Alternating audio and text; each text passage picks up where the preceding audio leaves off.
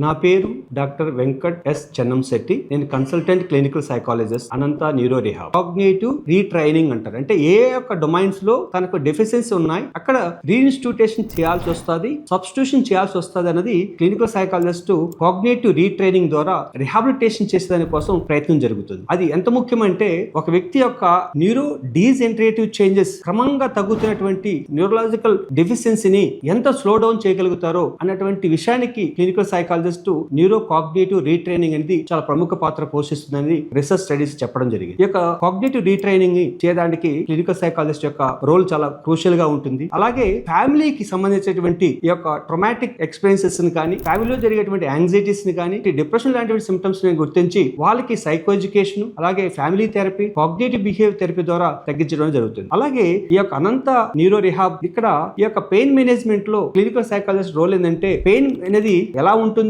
దానికి తగినటువంటి లక్షణాలు ఎలా ఉంటాయి, దానికి మార్పు కారణభూతమైనటువంటి సైకో ఎడ్యుకేషన్ కానీ, కాగ్నిటివ్ బిహేవియర్ థెరపీ కానీ, మైండ్ఫుల్నెస్ థెరపీ అనేటి సైకలాజికల్ ఇంటర్వెన్షన్స్ ద్వారా వాళ్ళ పెయిన్ మేనేజ్ చేయడం అనేది జరుగుతుంది అన్నమాట. ఇది ప్రముఖంగా న్యూరో సైకాలజిస్ట్ యొక్క ప్రముఖ పాత్ర ఈ యొక్క అనంత రిహాబ్ లో. Thank you.